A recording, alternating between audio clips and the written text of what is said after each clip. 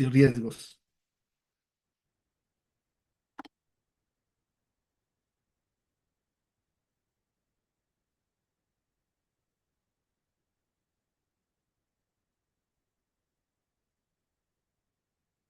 Y que los procesos de selección sean más rápidos y eficaces y se garantiza oferta de mayor calidad. Se tiene una asistencia técnica a través del Project Manager Office, el PMO, y una exclusión de ámbito de la ley de contrataciones con el Estado. Eh, Trabaja mucho este tipo de modalidad con lecciones aprendidas, con las experiencias vividas de otro territorio extranjero, de un territorio extranjero, traer esas experiencias a este nivel, a un territorio nacional, que en este caso es Perú, ¿ya? La dirección de proyectos, el PMBOK y el PMBI, actúan mucho en los acuerdos de gobierno a gobierno, también se ve mucho en lo que son reconstrucción con cambios, también se mete un poco ahí la información y la metodología BIM, y lo que son las obras por contrata, pero va a depender mucho de la empresa. En este caso, depende mucho de de una empresa privada inculcar una dirección de proyectos enfocada al PMBOK, al PMI, disculpen, ¿no? En cambio, en la reconstrucción con cambios, ya te estandariza un poco los conceptos de una gestión de proyectos. Lo que he visto en los núcleos ejecutores es de que parte de sus formatos se asemejan mucho a las metodologías de Lean Construction, porque ellos pareciera que quieren darle un toque de Last Planner a su seguimiento y control de proyecto, porque los controles son semanales y trabajan con un look ahead ya modificado a su necesidad. Ya, señores, entonces con esto queremos dar no solamente entender que nosotros no solamente debemos de conocer las inversiones públicas y solamente las obras por contrata y administración directa, sino también debemos de tener eh, mayor información sobre lo que podemos ver en nuestra trayectoria como profesionales. Como parte del curso también vamos a ver lo que son suma alzada y precios unitarios, que lo que son, que ya denominamos los sistemas de contrataciones, ¿ya? Y eso lo encontramos en el artículo 35 del reglamento de la Ley de Contrataciones con el Estado. Ha habido modificaciones con este artículo 35, ya que anteriormente, señores, se trabajaba con la suma alzada como un valor referencial. No te pedían un desagregado de costos correspondiente a las actividades ofertadas. Nada más nos fijábamos en el costo total para tener un valor referencial para el cálculo de nuestras valorizaciones, para la actualización de nuestras valorizaciones. En cambio, con la modificación del reglamento, ahora nos piden, igual que en los precios unitarios, un costo ofertado por cada actividad. Pero la diferencia sigue siendo la misma,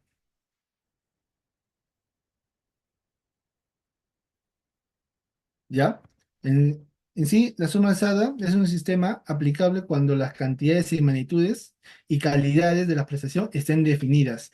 ¿Qué tipo de proyectos? A mí me dice, yo puedo cuantificar mi alcance. ¿Qué me dice? ¿Qué tipo de proyectos te puede decir? Ah, ya, su alcance es cuantificable. Va a ser la suma alzada.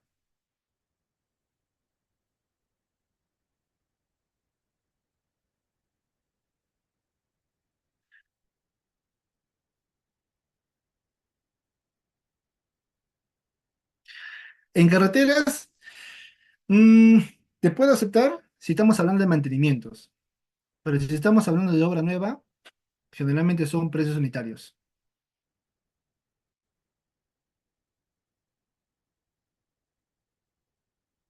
Colegios, exacto, porque yo en un colegio yo puedo cuantificar geométricamente los volúmenes de encofrado, de acero, de vaciado de concreto, volumen metros cúbicos, metros cuadrados, metros lineales y por kilogramos.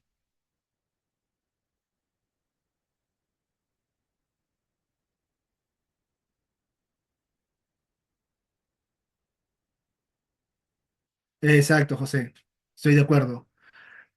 Para mantenimientos periódicos y rutinarios, donde solamente me piden realizar la reposición de 5 centímetros de afirmado a la plataforma a la plataforma de rodadura, se puede cuantificar. Pero si tú me dices, no, debo excavar 50 centímetros para poder conformar mi rasante y luego a eso voy a meter subbase y base, en la excavación no es algo que yo tenga tan cuantificado mi metrado, porque eso va a ser variable. ¿Qué pasa si yo me encuentro con una roca de un diámetro del cual no me lo esperaba? No te digo que toda la carretera va a estar llena de rocas, pero va a haber puntos específicos, capaz me encuentro una roca. Entonces mi metrado va a variar,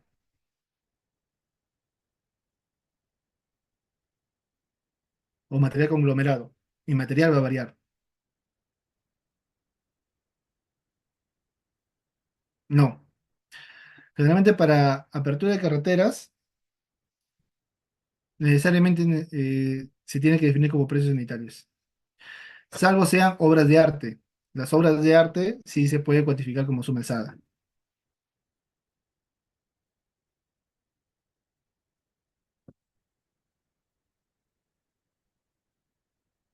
¿ya?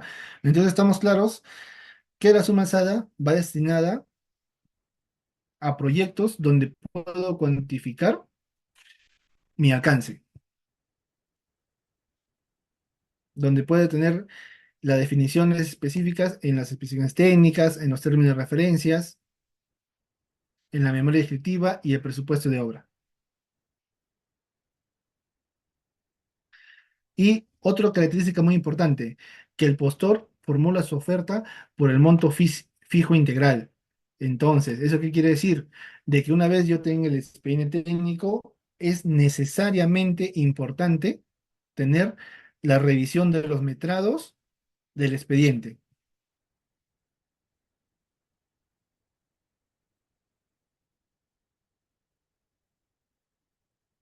Exacto, Marlon, ese es otro sistema de contratación.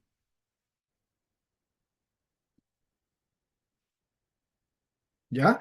Entonces, como resumen, el sistema de contratación de suma alzada, yo voy a valorizar hasta el monto ofertado, hasta los metrados del expediente técnico y el monto ofertado en el proceso de selección. Ingeniero, pero yo valoricé, yo realmente, mis metrados reales son más del expediente técnico. No revisaste el expediente técnico, solamente se te va a pagar hasta el metrado del expediente técnico, con el valor que has ofertado en esa actividad o en el proyecto. ¿Ya? Ahora, ingeniero, ¿y ahora cuál es la diferencia que cambia con respecto a la anterior norma? El reglamento de la ley de contrataciones te pide que el postor formule una oferta considerando los trabajos que tú necesites realizar para el cumplimiento de las actividades. Es decir, ya no necesariamente tú tienes que decir, ah, ya esta obra lo hago por 500.000, lo hago por 2 millones. No, sino también es necesario que tú nos muestres un desagregado de actividades y un costo por cada actividad para poder tener, para poder conocer de qué forma, cuál va a ser el alcance que tú estás ofertando para la ejecución del proyecto. Entonces, para eso yo tengo que revisar planos, tengo que revisar especificaciones técnicas, memoria descriptiva y revisar el presupuesto de obra.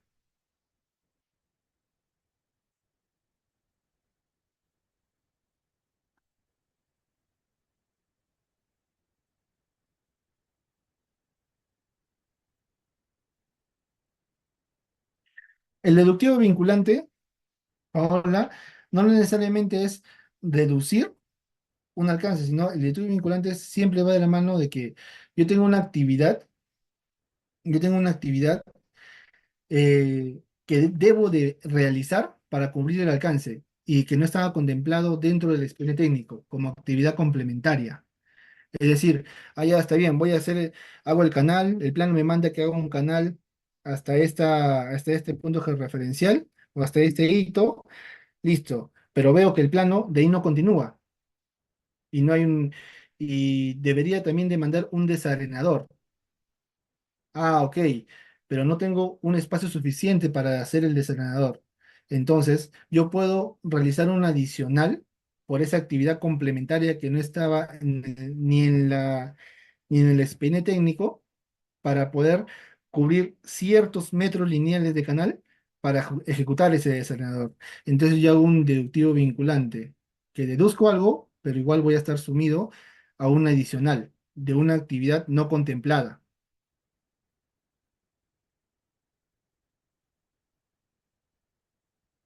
Por eso que ahora es muy importante tener el desagregado de las actividades para la ejecución del alcance del proyecto.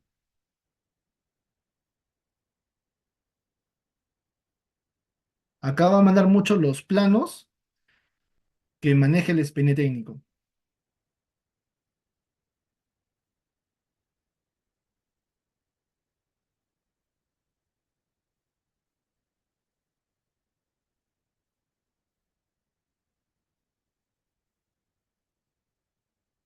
¿Ya?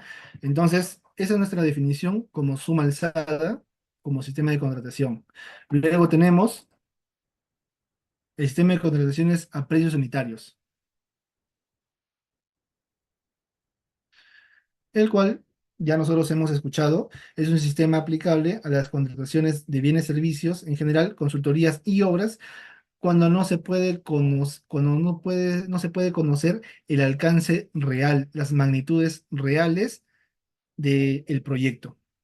Entonces, el postor formula una oferta proponiendo precios unitarios, considerando las partidas contenidas en los documentos del procedimiento de selección. Si bien es cierto, en la suma alzada, yo voy a valorizar hasta los metrados contratados. Y en precios unitarios voy a valorizar hasta los metrados reales. ¿Está bien? En suma alzada, mi tope de valorización es el monto ofertado.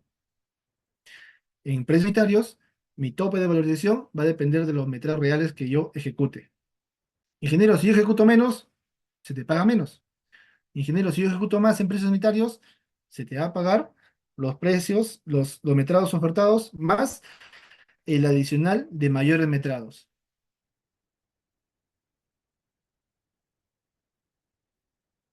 ¿Está bien? Ahora, ¿qué tipo de proyectos tenemos como bajo este sistema de contrataciones? Tenemos carreteras nuevas, tenemos movimiento de tierras, ya sea para zonas de relaves, o terraplenes, excavaciones para pozos,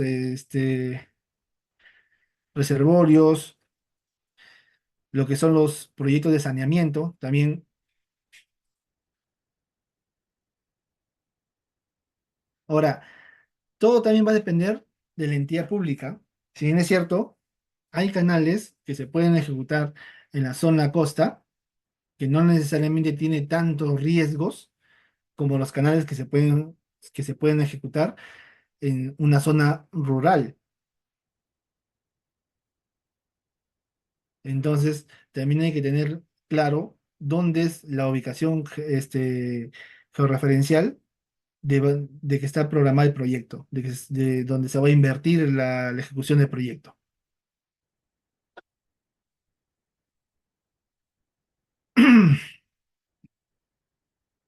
Ya entonces, como suma alzada, tenemos unos pequeños ejemplos con los precios unitarios de que la suma alzada tengo un metrado de proyecto 100, metrado ejecutado 90, me pagan a mí los 100 metros cúbicos que estaba destinado para el proyecto.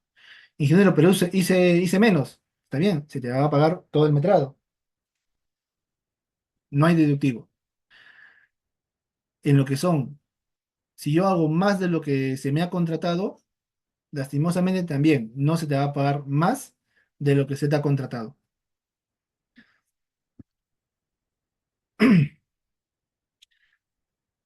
Entonces tenemos un metrado ejecutado. ¿Cómo vamos a calcular la valorización por cada actividad? Tenemos un metrado ejecutado, tenemos un precio unitario ofertado, unos gastos generales ofertados y una utilidad ofertada. Se valoriza hasta el total del metrado del presupuesto de obra. Ojo, no se puede valorizar más de lo que se le ha contratado. Espera un momento. En cambio, los precios unitarios, su definición es diferente. El metrado del expediente técnico es 100, yo ejecuto 90, para lo cual el metrado valorizado se me va a pagar los 90 metros cúbicos que yo he ejecutado. Ejecuto 200, realizo 230, se me paga los 230 metros cuadrados que yo ejecuto. Entonces, ¿cómo calculo mi valorización? Mi metraje ejecutado versus los precios unitarios ofertados, gastos generales ofertados, utilidad ofertada. Se valoriza hasta el metrado real ejecutado. ¿Está bien? Entonces, claramente tenemos de que la diferencia de los metrados se van a pagar con con un adicional de mayores metrados para llevar el orden de las valorizaciones, así como adicionales deductivos que se tengan. Como un compañero también participó, Marlon, si no me equivoco, comentó sobre el esquema mixto.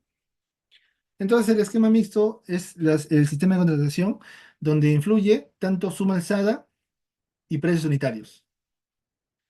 Cuando en el expediente técnico de obra, uno o varios componentes técnicos corresponden a magnitudes y cantidades no definidas con precisión. Entonces, se arma un paquete para contratarlo como precios unitarios y donde tenemos definidas bien el alcance, se va a valorizar como suma alzada. ¿Ya? Pero eso tiene que estar definido en el expediente técnico.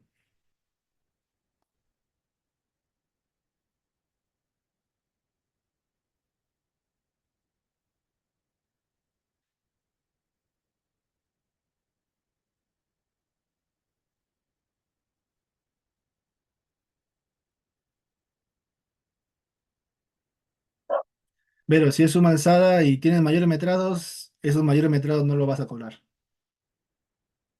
No lo vas a cobrar.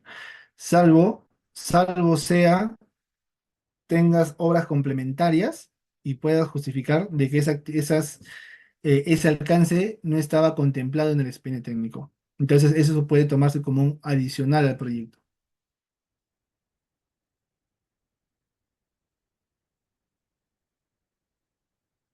Sí, eso aplica para también la supervisión.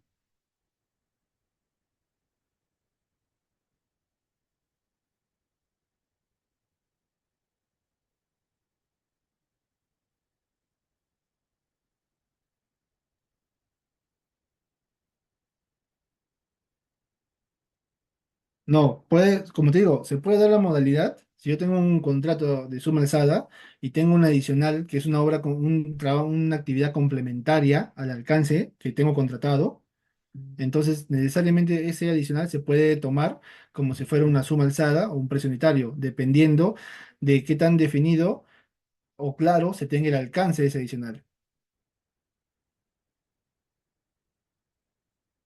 Exacto, sí, correcto. Tengamos algo claro. La valorización contractual va definido y va netamente con el contrato, con el alcance del contrato inicial. Si yo tengo mayor metrados, tengo adicional de mayores metrados, tengo adicional por penalidad, por incumplimiento de pagos por la entidad, que también son adicionales de sujetos a intereses, disculpen, sujeto a intereses, eso va a ser unas valorizaciones aparte.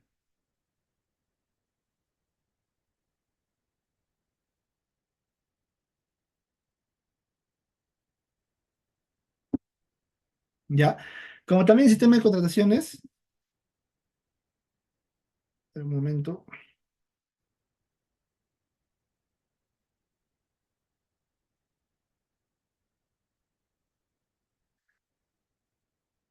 Como sistema de contrataciones también tenemos las tarifas, que generalmente se aplican a consultorías, en este caso supervisiones, como lo comentó un compañero,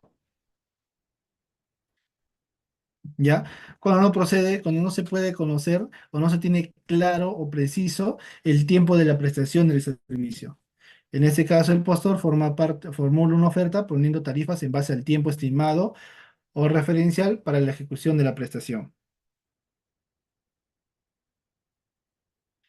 ¿Ya? Es lo que sucede ahora, se quiere mejorar un poco el tema de los porcentajes de avance para valorizar los salarios o los honorarios de las supervisiones o consultorías de obra. Anteriormente estábamos muy ligados los consultores a de que si yo avanzo un 10% se te va a pagar un 10%. Oye, pero si un 10% estamos hablando de 1.000 soles, 1.500 soles. Sí, pero eso es lo que he valorizado.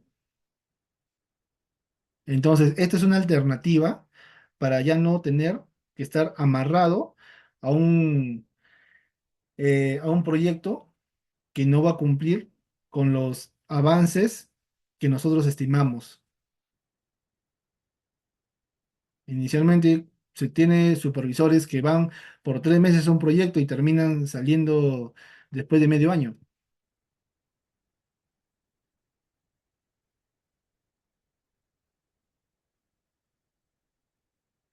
Es que ese sistema de contratación, David, te lo formula la entidad, porque quien te va a aprobar el adicional o los trabajos complementarios va a ser la entidad. Tú presentas tu, la información, si es que tú lo realizas, el metrado, el presupuesto de esa actividad complementaria, o también puede ser la municipalidad, va a ser aprobado por la municipalidad. Y ellos mismos te van a definir si lo van a considerar como suma alzada, parte del contrato, o, o precios unitarios, que también forme parte del contrato como adicional.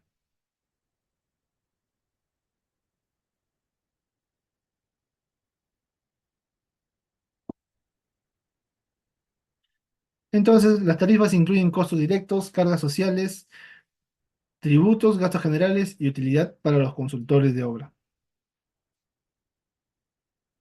También tenemos el sistema de contratación por porcentajes, que es netamente aplicable en la contratación de servicios de cobranzas, es decir, recuperaciones o prestaciones de naturaleza similar.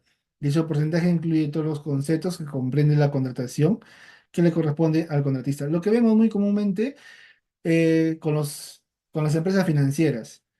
Cuando un cliente tiene una deuda, contrata a una empresa que haga seguimiento a la deuda. Salvo contrario, ya de posterior se hace una negociación para que se pague un porcentaje. Obvio que el banco, con esa empresa, tiene una, un contrato con la finalidad de que si tú me recuperas el dinero, yo te doy un porcentaje de ganancia. Pero obvio, no estamos hablando de solamente un contrato de ese tipo, ¿no? Estamos hablando de un paquete de clientes para el cobro de esas prestaciones o recuperaciones de dinero.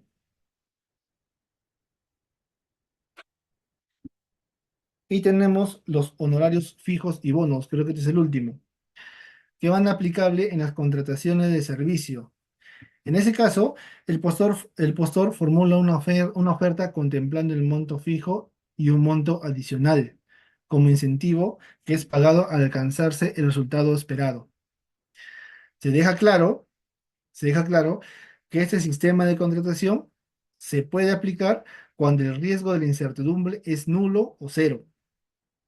Si yo tengo un proyecto y yo quiero alquilar una cantidad de horas máquina o una cantidad de horas hombre para una actividad específica, yo tengo que tener claro de que yo solamente voy a necesitar esa cantidad de horas que yo estoy contratando,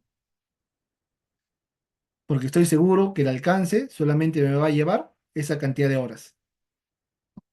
Pero si yo al momento de contratar y digo, ya te contrato por 20 horas y resulta que al final fueron 50 horas, ojo, no puedo asumir ese tipo de contratación. ¿Por qué dice?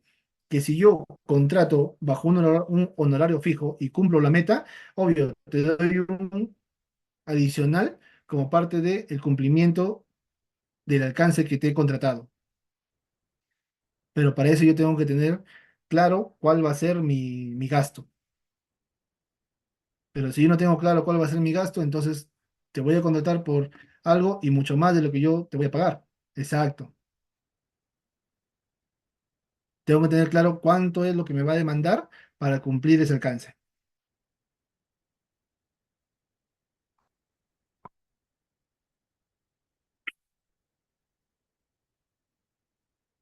¿Ya? Y esto, muy diferente a las planillas, está sujeto a una bonificación o un monto adicional.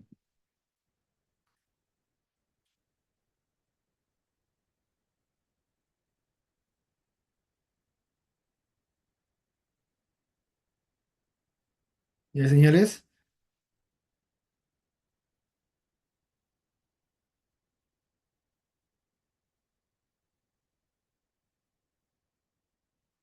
Entonces, para continuar con los temas del módulo número 2 tenemos los concursos oferta, llave en mano y contratación por paquete. Aquí conocemos a estos tipos de contrataciones,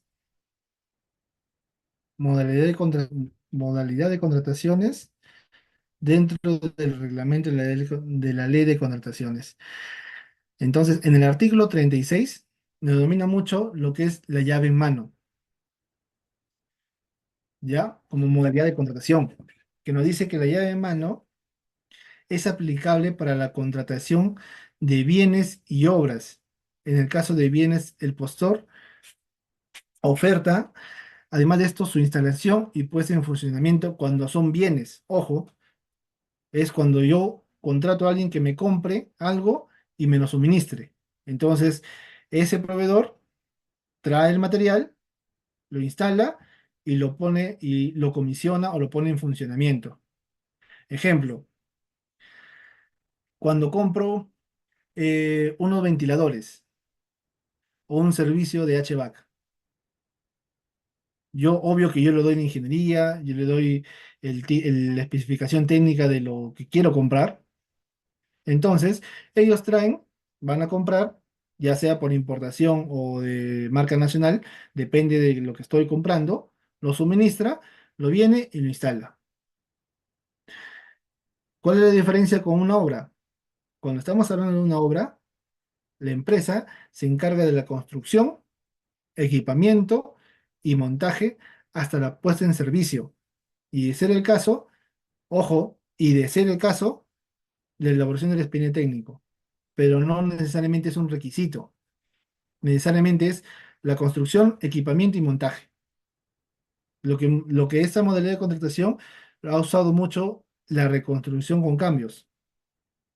Reconstrucción con cambios ha usado esa modalidad para poder reactivar muchas economías en varios gobiernos locales. Demolido colegios y ha vuelto a construir colegios. Obvio que hay un riesgo por parte de que esas empresas que ganan esos proyectos de llave en mano traen una cartera de proveedores.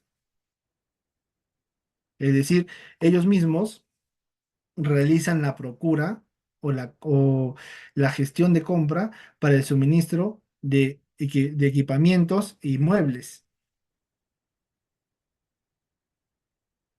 para estos proyectos,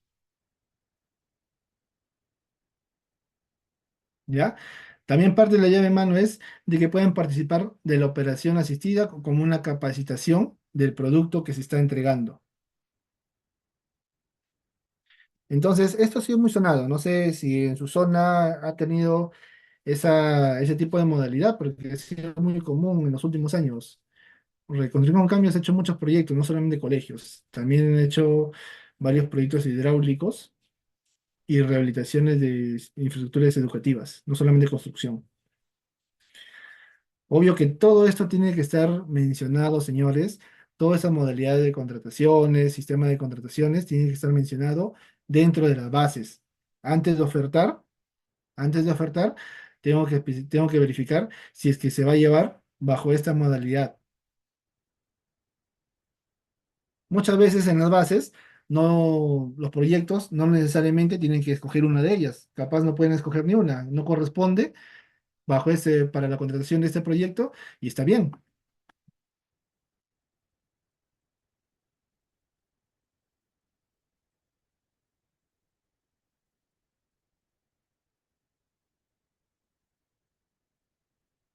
Por ejemplo, como le digo, la empresa Vesco Besalco era la encargada de, bajo la supervisión de Reconstrucción con Cambios, era la encargada de tener esos proyectos de llave en mano. Y esa empresa subcontrataba. Cuando- tenía un paquete fuerte de varios colegios a nivel en Ancash. Y lo que hacía era subcontratar empresas para la ejecución en cada colegio. Obvio que Vesco Besalco se encargaba de, nosotros las subcontratas enviaban las fichas técnicas de los materiales para las contrataciones y yo lo revisaba o si no, ellos mismos compraban el material.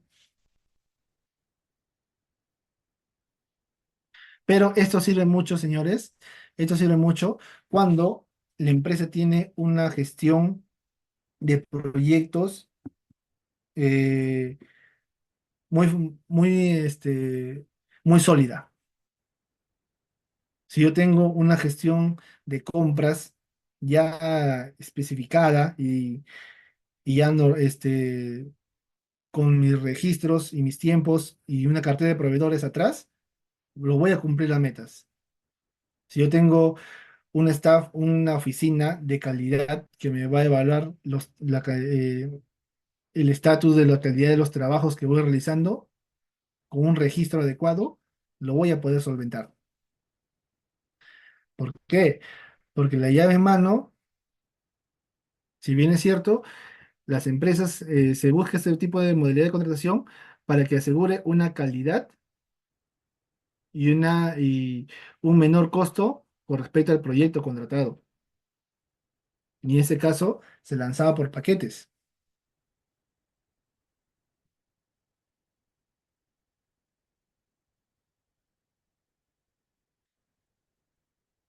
¿Alguien más ha participado, Harold, en una planta de venta de hidrocarburos?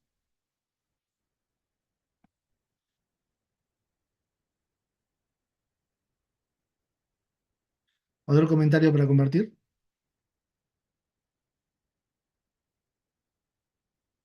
Participen, colegas, participen para conversar un poco. Ya,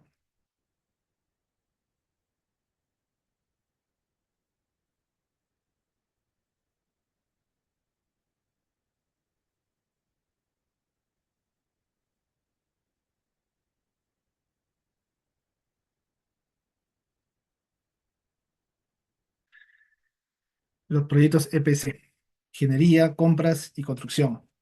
Exacto. Pero, ahí estamos hablando de ingeniería. Obvio que sí, llave en mano no necesariamente puede ser solamente construcción y equipamiento. En algunos casos puede también llevar parte del diseño, pero no siempre.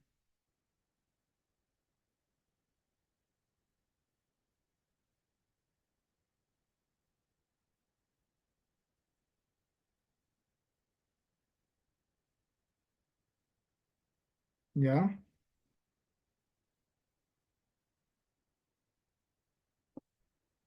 Concurso oferta.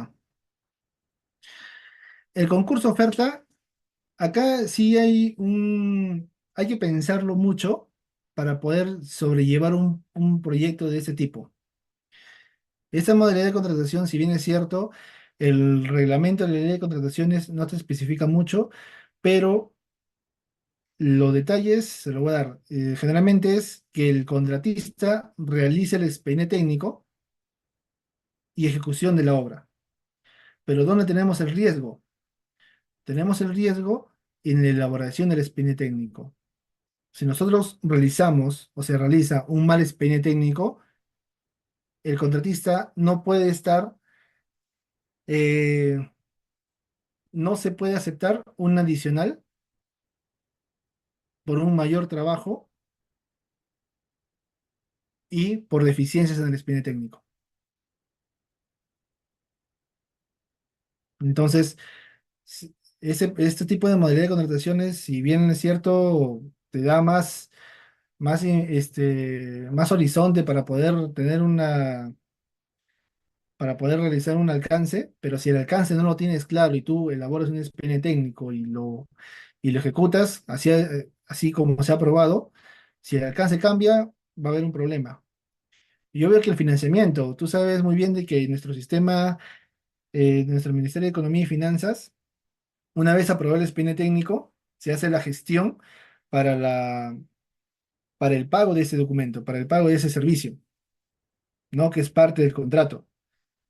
Pero no te van a poder desembolsar un dinero hasta que tú tengas el expediente técnico aprobado por la entidad y registrado en el Ministerio de Economía.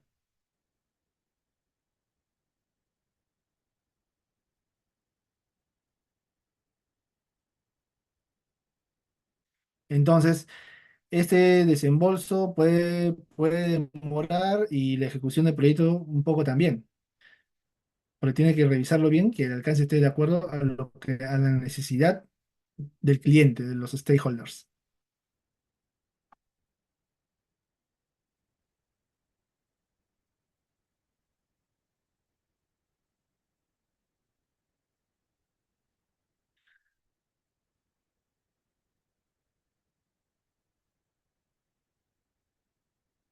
Mira, los contratos NEC generalmente son, son tipos de contratos que llevan una filosofía en la gestión en la gestión de la administración del contrato, del proyecto. Más no es un ente reglamentado que tiene que ser a suma alzada o precio unitario.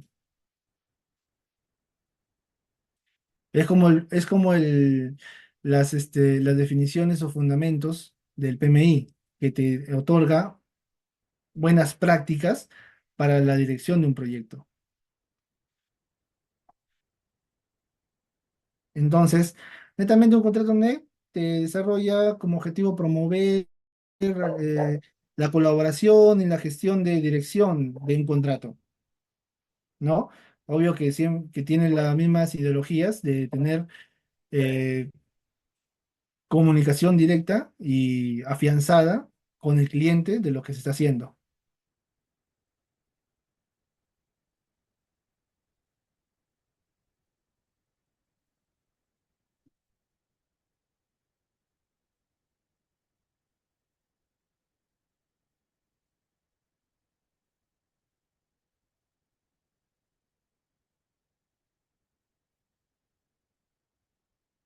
Sí, el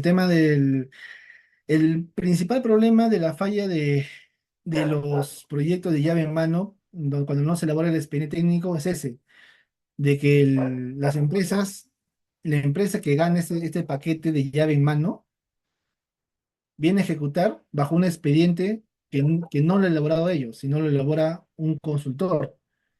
Y ahí encontramos miles de deficiencias.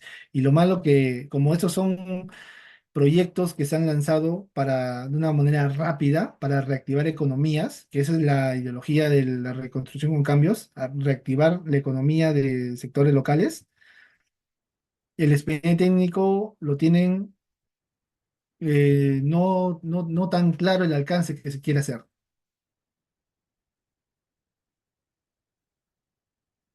Entonces, cuando ya llegamos al proceso de ejecución, obvio que van a saltar muchos puntos adicionales con respecto al contrato inicial.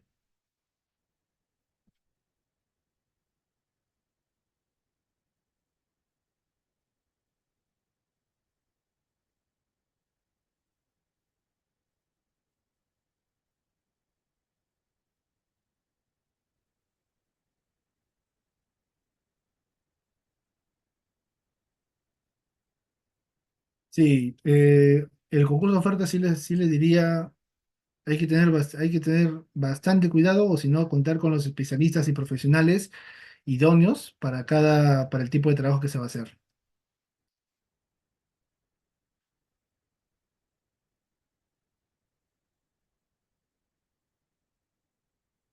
Ya, y también tenemos las contrataciones por paquete, que esto también es muy común, ¿ah? Muy común, señores, solo que ya está. especificado en nuestro reglamento de la ley de contrataciones en el artículo 37,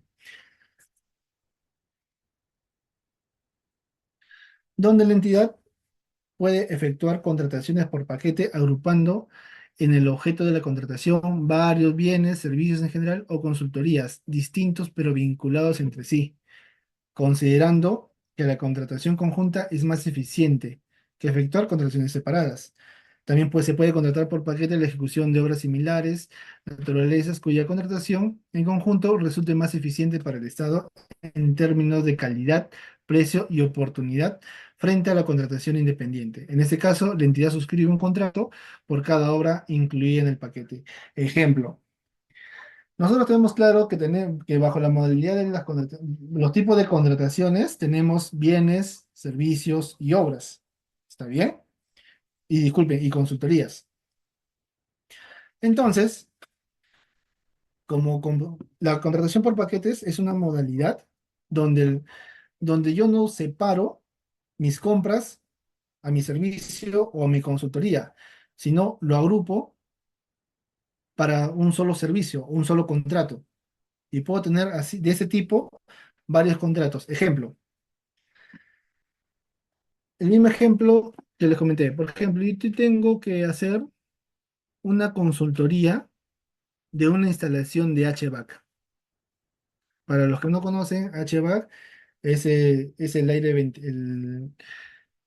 la ventilación de los edificios, ya que viene con sus rooftops, sus ventiladores, sus ductos que se colocan en el techo y y sus ductos de salida, ¿no? De desfogue, ¿no? Todo lo que está contemplado en el aire se le asume como HVAC. Tengo que hacer un diseño, pero de la misma forma tengo que comprar los materiales que también que el momento que me suministren, tengo que instalarlos. Entonces, yo lo que puedo hacer es ver una empresa que haga la ingeniería, que haga la compra y que me entregue el material para instalación. Agrupo, agrupo contratos que podrían claramente tener cada uno su orden de compra o su contrato y los agrupo para hacer un paquete. En este caso, mi primer contrato por paquete. Ahora, ingeniero, y eso también se le puede conocer como el fraccionamiento que sucede cuando yo hago mis bases para contratar. No, porque me dice, interpreten bien lo que dice acá. Se puede contratar por paquete la ejecución de obras de similar naturaleza. Si yo quiero darme la de vivo, y ya ha sucedido mucho, de que tengo un paquete de obras de arte, ya en una carretera, pero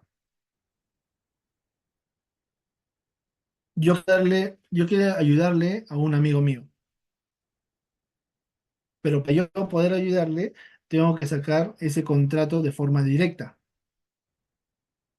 que es menos de 8 UITs. Entonces, fracciono mi alcance total que me financia el Estado para hacerlo en dos etapas. Eso es, eso es una contratación por paquete. No es una contratación por paquete, porque yo estoy dividiendo un alcance total que fácilmente se puede mandar a seleccionar a un proceso de selección. Entonces tengan bastante cuidado, porque ha habido muchos casos de que muchas entidades públicas que hacían, fraccionaban el alcance para poder contratar directamente y ahorrarse el tiempo del proceso de selección.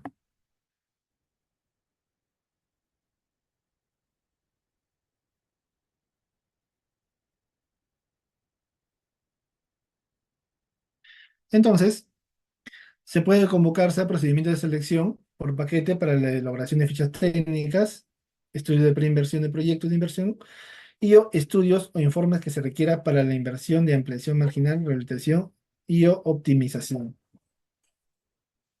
También un ejemplo, por ejemplo, si yo tengo un proyecto de una nave industrial, yo puedo separar por paquetes lo que son los proyectos civiles, los proyectos mecánicos y los proyectos eléctricos, los trabajos eléctricos. Obvio que estamos hablando de un proyecto de una mayor magnitud. Estamos hablando ya de 20 millones, 25 millones, para poder tener contratistas diferentes por cada especialidad. Obvio que esos contratistas en el proceso de selección van a presentar su, su experiencia, su contratación de experiencia, para poder verificar si de verdad cumplen con los requisitos que nosotros necesitamos. Y muy importante que cada empresa tenga las posibilidades de poder tener unos contratos de gran importancia, ¿no? A partir de 2 3 5 millones. Nosotros hemos trabajado, bueno, he trabajado en un proyecto donde el contratista civil tenía a su cargo un proyecto de 75 millones. Obvio que en ese caso el paquete, la empresa ganadora su alcance era todas las obras civiles y también el montaje de estructuras metálicas. Pero también teníamos paquetes de contrataciones de HVAC, contrataciones de sistema de comunicaciones, teníamos contrataciones de eh, trabajos, montaje eléctrico y montaje mecánico, que se preferiría armar paquetes para tener mejor controlado cada contratista.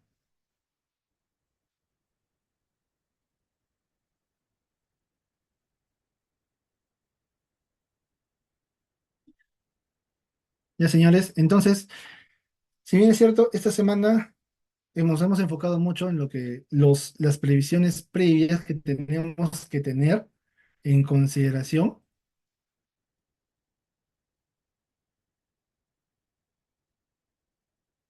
Exacto.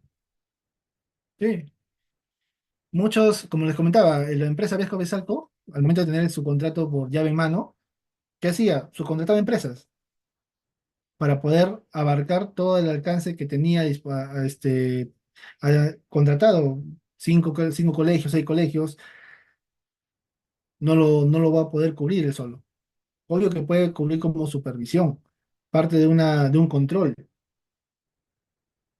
pero contrataba 2, 3 empresas que se hacían cargo de lo que son las construcciones y rehabilitaciones de los colegios.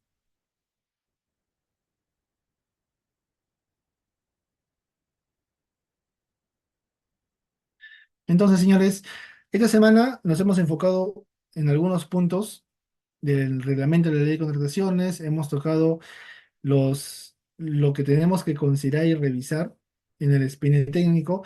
Hay una sesión en la tercera o cuarta semana, si no me equivoco, donde vamos a tocar los informes de compatibilidad, donde vamos a hablar un poco de eso, de cómo se conlleva y qué tiene un informe de compatibilidad. La próxima semana ya comenzamos con fuerza con el tema del cronograma. Muchos de ustedes yo sé que conocen lo que es un cronograma, pero saben, tienen claro cuál es el flujo de caja, qué tan importante es el flujo de caja. Si bien es cierto, en la clase pasada, un compañero nos comentaba así, pero un contratista tiene que tener el financiamiento, y está bien. Obvio que yo no voy a irme a la guerra con la mano vacía, ¿no? Tengo que tener algo, pero no significa que yo voy a tener todo el financiamiento para cubrir. ¿Qué pasa si es un proyecto de 6, 7, 8 meses, un año? Yo te puedo cubrir los primeros 2 meses, 3 meses, o en el peor de los casos, te cubre el primer mes, pero págame, pues, ¿no? Y el reglamento de la ley de contrataciones te dice bien claro, si se te debe 3 valorizaciones seguidas, se puede suspender la ejecución del proyecto. por falta de pago.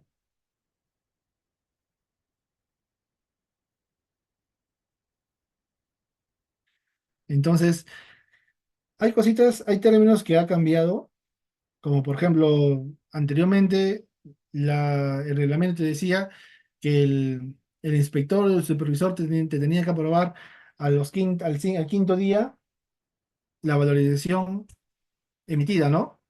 Por el contratista. Ahora, en el reglamento te dice que el residente o el contratista, junto con junto con el supervisor, se tienen que sentar y revisar y realizar la valorización del mes. Luego, el supervisor tiene 5 días hábiles para aprobar esa valorización. Ojo, que cuando se realiza una valorización en conjunto, no estamos hablando de que van a realizar todos los puntos o los documentos que contemplan una valorización, sino van a revisar los metrados que se va a valorizar. Yo me reúno con el supervisor para revisar todos los metrados que voy a contemplar en esta primera valorización o en esta valorización del mes.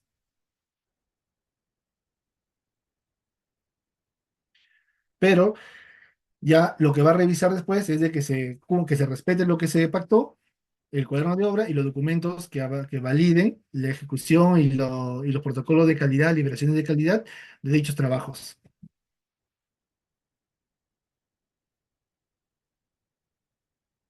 Entonces ya inculca, el reglamento ya está metiendo un poco mejor, un poco más en que la participación del supervisor no solamente sea en- puntualmente durante el mes y finales de mes, sino que sea junto con el contratista.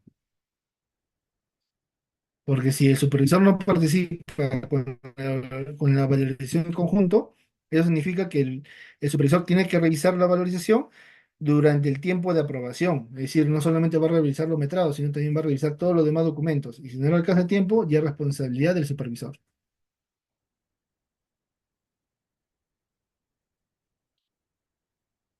Ya, ingeniero, y si el supervisor no observa mi valorización, ¿y cuánto tiempo tengo yo para poder reenviarla nuevamente? Eso se define en el contrato. Cada entidad pública tiene que especificar en sus TDR, sus términos de referencia, en sus bases, o en el contrato mismo, cuánto es el tiempo de que se debe tomar el contratista para levantar las observaciones y nuevamente el supervisor tiene que revisarlo y remitirlo a la entidad.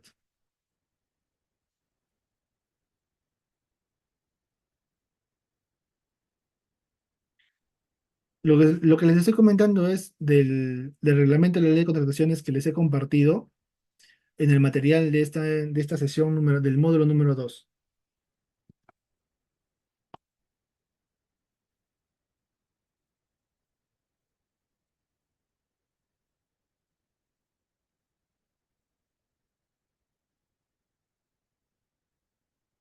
Claro, en una obra privada los tipos de negociaciones cambian.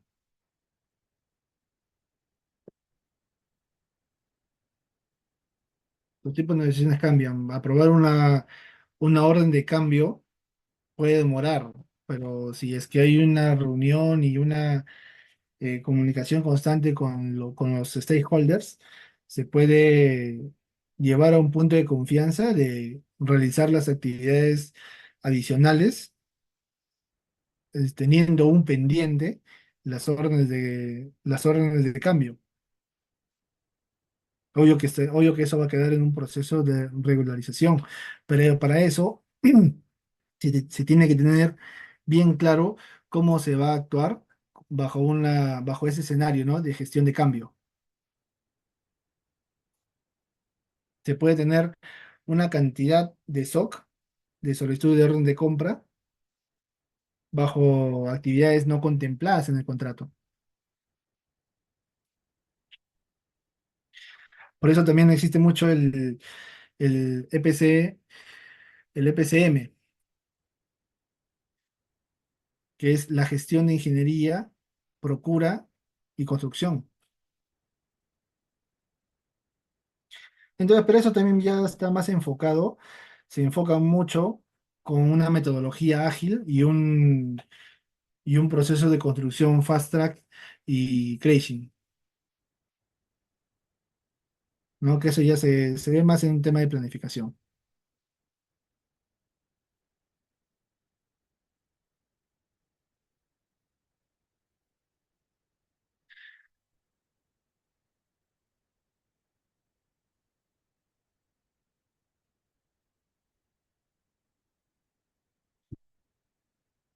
A ver, ¿algún comentario más para poder compartir? Como le digo, la próxima semana, el día martes, ya vamos a comenzar con el cronograma, ver la importancia de los flujos de caja, tener claro de qué tan importante es conocer la metodología del diagrama de Gauss, que es que para valorizar y generar flujos de caja a las empresas es lo mejor que tenemos que tener en consideración, porque a mí de nada me sirve, señores, que en el primer mes de acuerdo a mi plan de trabajo de mi cronograma, tenga que valorizar prácticamente un 40% y los demás meses me se valorice 10%, 10%. Eso significa a mí que no tengo restablecido un plan correcto de los recursos para la ejecución de los trabajos.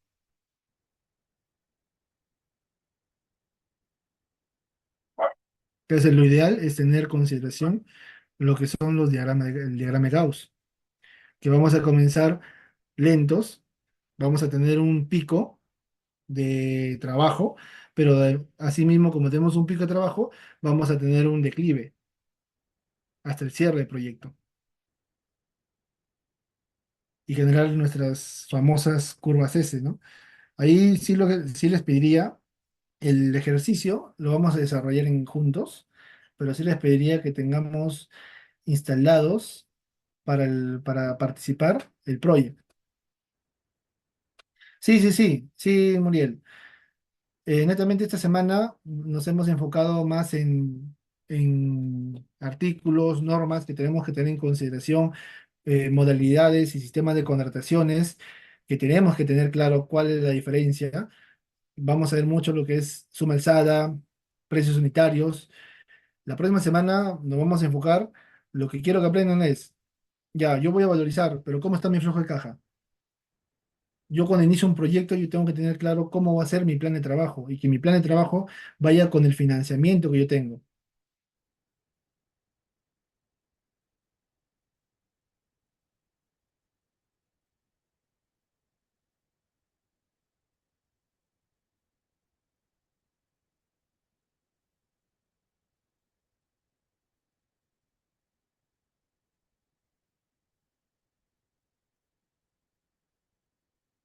No, se paraliza. Se paraliza.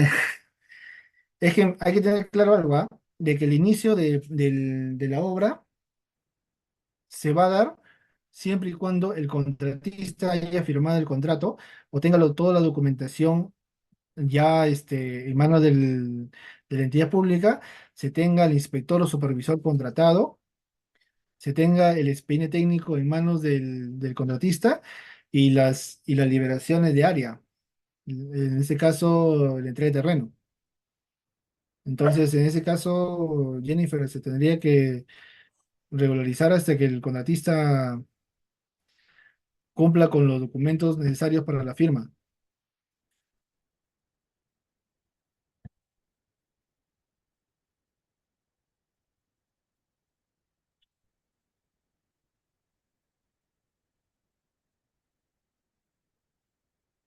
Ya, en el informe de compatibilidad vamos a verlo, si no me equivoco, en la cuarta, quinta sesión, pero generalmente es lo que habíamos comentado la sesión pasada.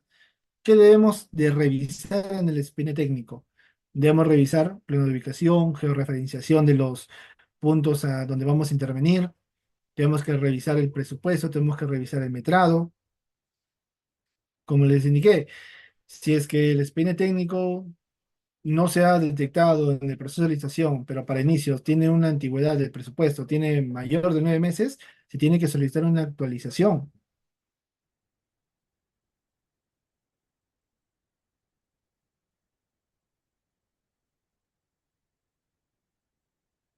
O si no, después vamos a estar sufriendo con el momento de construir, de la construcción, de la ejecución del proyecto, con costos de materiales desfasados.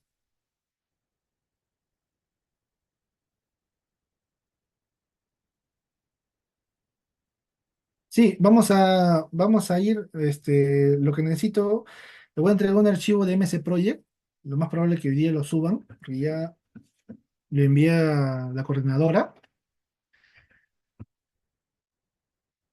entonces se lo voy a entregar en archivo nativo, entonces lo vamos a desarrollar la próxima semana, de cuando yo tengo ahora, el cronograma que me entregan en el SPN técnico es necesariamente lo que tengo que respetar para la ejecución del proyecto. No, no necesariamente. Yo como contratista puedo tener metodologías como empresa privada, nuevas o tecnologías que puedo ser más eficiente en el proceso de la construcción.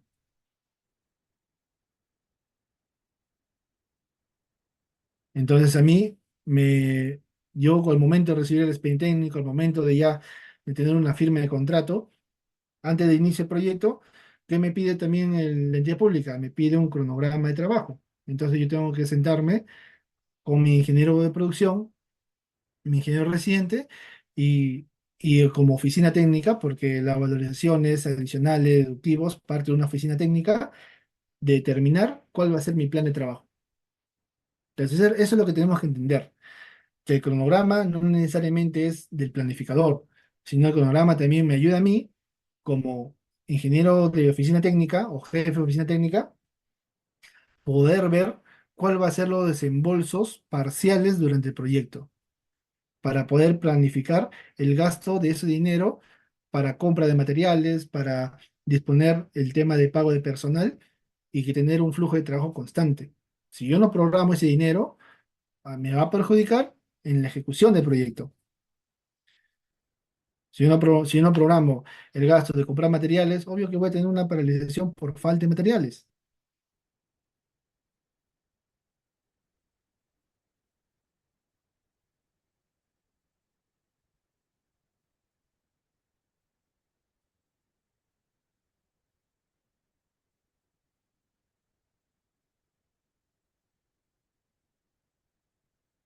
Ah, en el tema del mantenimiento periódico, Paolo, si en la reparación del puente está dentro del expediente técnico, dentro de los planos, está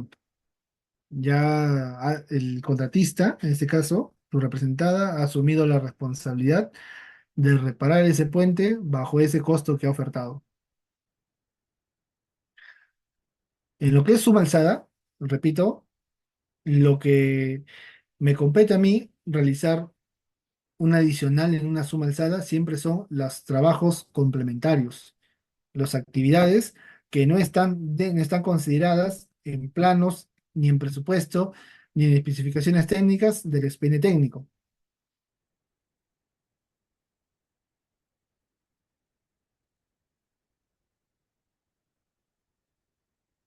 Ahora, esas obras complementarias generalmente se dan cuando, cuando se requiere mejorar el alcance del proyecto. Claro, por eso es muy importante, Pablo, revisar, revisar lo que son los metrados del expediente técnico antes de inicio de trabajo o durante el proceso de selección, porque durante el proceso de selección también se comparte el expediente técnico. Ahora, otro punto muy importante que no va de acuerdo al tema, pero es bueno tenerlo en cuenta. Por ejemplo, una empresa mm, en su proceso de selección anexa CVs de profesionales que cumplan con los términos de referencias mínimos o necesarios para el proyecto que se está adjudicando. La consulta es, ¿qué pasa? ¿Qué pasa si el profesional, y eso es lo que ha sucedido mucho, ¿ah? Y durante años, que tú prestabas tu CV para poder, para que una empresa gane la contratación y luego cambiar de profesional. Ahora el reglamento de la ley de contrataciones, ¿qué te dice? Allá, eres hábil. No te voy a permitir que cambies de profesional una vez firmado el contrato. El profesional que tú has ofertado para el proyecto tiene que quedarse un mínimo de 60 días. Después de eso, solicita el cambio. No, pero es que ya el ingeniero no quiere salir, pero tú debiste haber considerado que ese profesional va a trabajar contigo. Si sucediera ese caso, la contratista se le genera penalidades con respecto a ese incumplimiento de base. Y el cobro, si no me equivoco, es por día. Ahora, eh, que tú quieras cambiar un profesional y lo especifica el reglamento, es si es que el profesional por un tema de salud ha fallecido, ya cosas drásticas.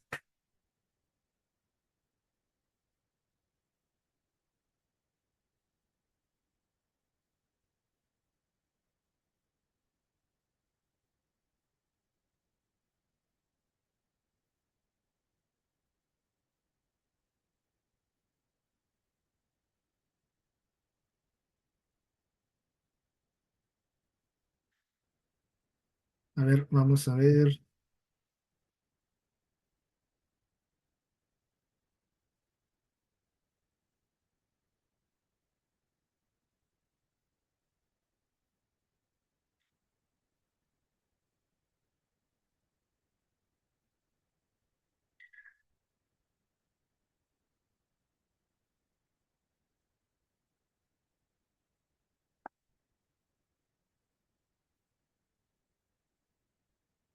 Si el costo unitario de una partida es sobrevalorada,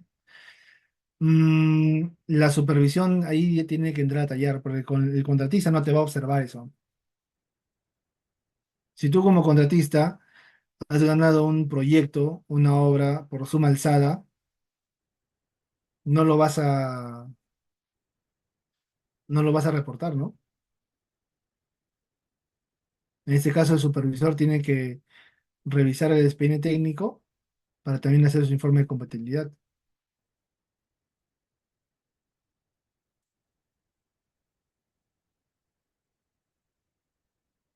Ahora, lo que sí puede causar un poco de asombro puede ser los precios unitarios. Ojo, que para modificar un costo en los precios unitarios es mediante acuerdo de ambas partes, tanto sea consultor, disculpen, contratista como cliente.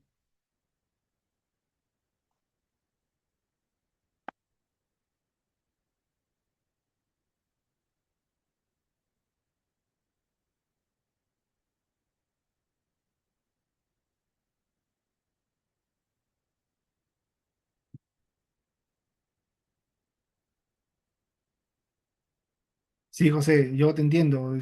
Es un tema delicado el tema de encontrar mayores metrados con respecto a un contrato de suma alzada, pero es parte de, por eso que te piden que los profesionales que tú estás llevando en la licitación también esté durante el proceso. Y obvio que esos profesionales tienen que revisar el expediente técnico, planos y metrados, y con mucha más razón si es suma alzada.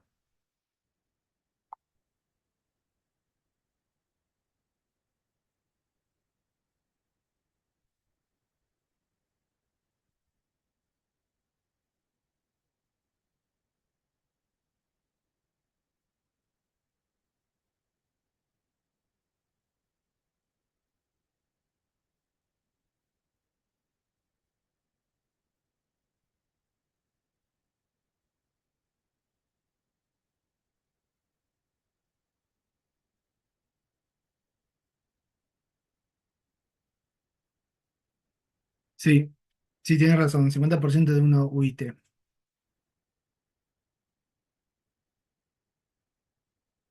Pero y eso es delicado, ¿ah? Porque es muy común eso.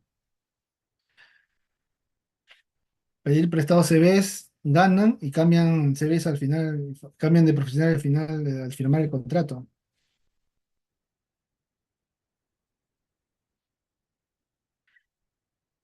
¿Cómo saber? Ah, sí es ya complicado, ¿ah? Por eso, como se tenía muchos problemas que usaban CVs nada más de nombre o de papel, han hecho esta nueva modificación. Porque antes no te controlaban de esta forma. Generalmente tú presentabas tu CV. He tenido varios colegas que han prestado CV para empresas postulen o participen en a un proyecto solamente como licitación. Y una vez tenían la buena pro, ya solicitaban el cambio de su residente para como, obvio que como persona clave, ¿ah? Pero ahora te piden que tiene que estar con presente 60 días mínimos desde el inicio de obra. Ya después, el día 61 ya si quieres lo cambias. Pero tiene que estar 60 días. Ya el contratista tendrá que contratarlo, buscarlo quién es y contratarlo. Pero es una solución a lo que se venía dando.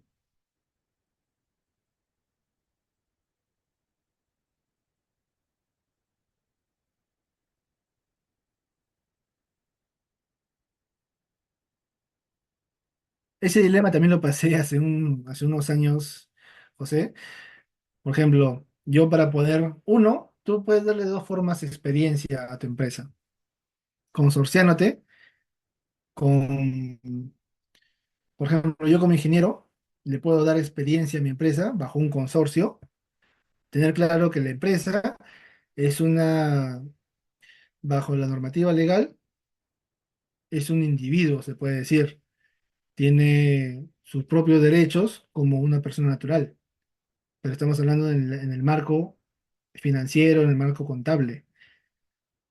Entonces yo me puedo consorciar con mi empresa y así de esa forma yo puedo brindarle experiencia como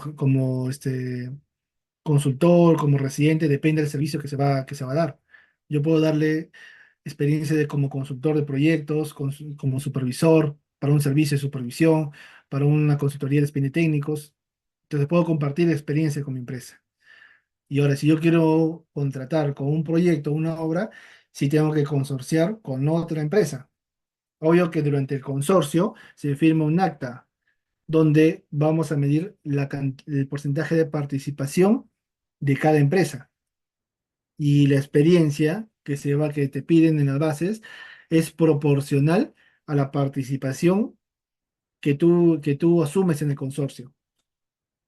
Si yo en el consorcio asumo un 40%, porque no voy a ser el principal representante del consorcio, pero la experiencia que yo tengo es de 1 millón, entonces, bajo ese 40, la experiencia que yo le voy a otorgar de montos facturados como ejecutor de obras es de 400.000, porque solamente estoy a un 40% de participación.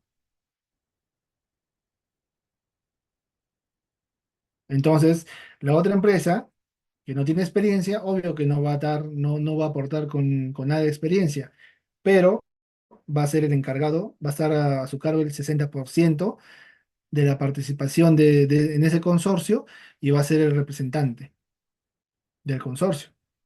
Y ahí va a comenzar a tener experiencia.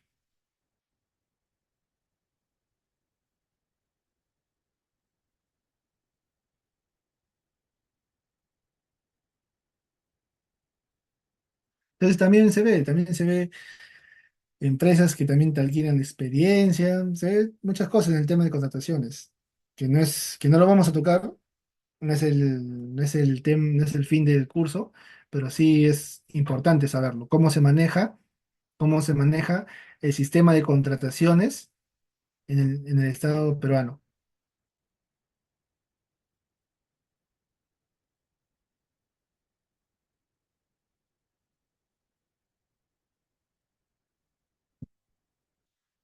Ya, señores, entonces, eso ha sido todo por hoy. Muchas gracias por su participación y nos encontramos la próxima semana. Ya vamos a hacer las clases más prácticas y vamos a dejar trabajos. Entonces, sí pediría que estén presentes y participen durante las clases. ¿Está bien? Muchas gracias por su presencia. Muy bien, muchas gracias, ingeniero. Con ello culminamos para nuestra segunda clase en vivo y nos vemos el próximo martes. Muy bien, estimados participantes, con ello culminamos esta clase y el día de mañana muy temprano estamos subiendo esta grabación, chicos, para que ustedes ya lo puedan repasar y no se olviden, el día de mañana también se va a activar la evaluación a las 9 de la noche hasta el día domingo 9 de la noche. ¿Sí?